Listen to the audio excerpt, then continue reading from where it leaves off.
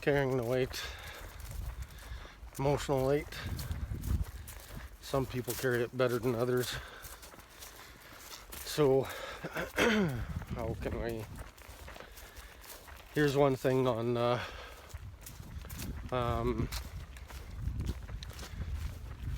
hostage negotiator. Chris Voss says the hostage experiences, let me rephrase that, the family experiences trauma as much as the hostage does, at the same level of trauma the hostage does. So what does that mean for you and me? That means the emotional luggage I carry may seem, you can't see it for one, but I could be carrying it well as somebody who's maybe less traumatized.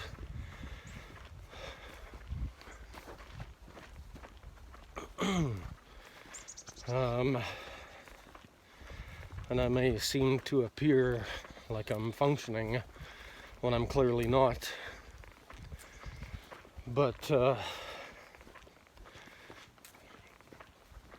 here's another way to put it, something I wrote during the McMurray evacuation, May 2016, when I bicycled through Alberta. It dawned on me, so I wrote, the emotional, psychological luggage can't be measured, can't be seen, measured, or weighed, so it can't be minimized, dismissed,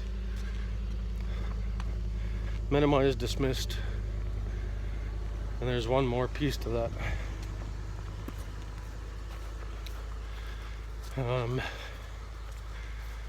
And I think that relates to what Chris Voss says about the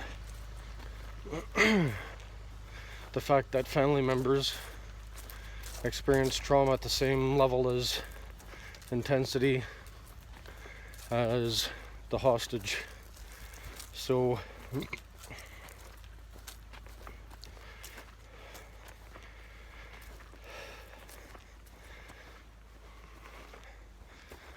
I think what's missing is, as I film, as I talk, I'm now thinking what's important is to add each trauma. Now, again, for one person, one trauma could be deadly, and there's deadly mental health injuries. I've previously identified some mental health injuries. One of them is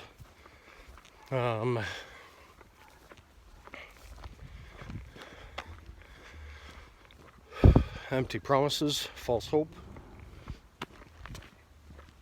and so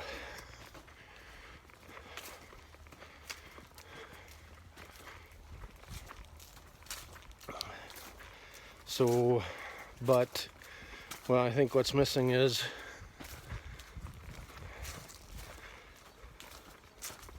that somebody, a doctor, psychologist, first aider, considers how many traumatic injuries there are.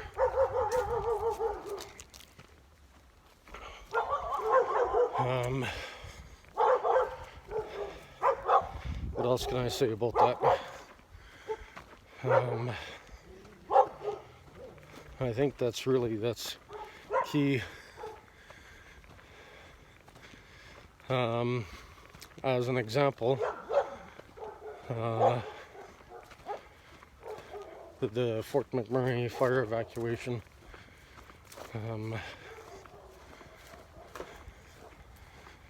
Some could be traumatized by leaving McMurray, some could be traumatized by returning to McMurray, and some could be traumatized by both. So actually, an RCMP sergeant I know, he was traumatized returning to McMurray. So I think that should be part of first aid, like first aid, like physical injuries. I think that's the missing piece. Is everybody talks about how mental health is, and it's still widely accepted that mental health is deemed to be an illness. But it's not that somebody's ill. Something happened to cause an injury. How many injuries does the individual have?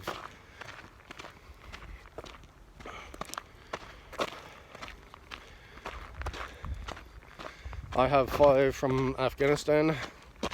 I've got 34 from the RCMP, so that's 5, 10, 15, 20, 25, 30, 35. I don't know.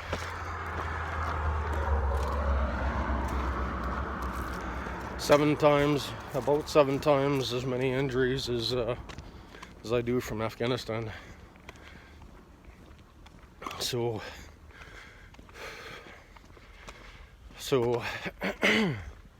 how's that for, would that qualify for intensive care? So why am I told to heal myself?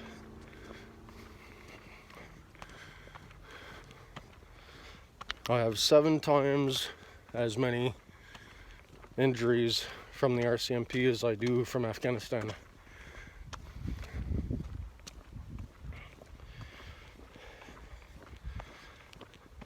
And it's not just VAC. I've been asking for help, and VAC refuses to help me.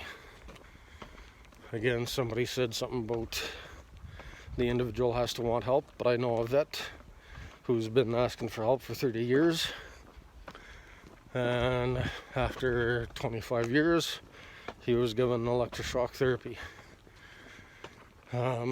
What's the other thing?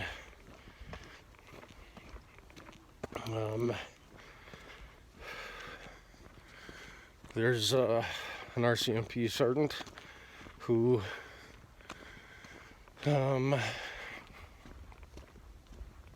was asking for help for all his career, and he only got help after McMurray, after the evacuation. So, and there's another vet who was asking for help for 30 some years, 13 years, 3 different trauma treatments, a few psychologists, and after all that, he ate a gun barrel, tried eating a bullet, squeezed the trigger, and the gun didn't go off. Is it because he wasn't asking for help? Or because he wasn't getting the help he needed? How many injuries did he have to deal with?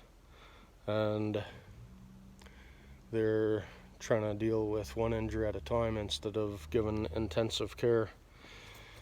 I need intensive care, but they refuse to help me. So anyway, that's that. Like, comment, share, subscribe, and click the notification bell. And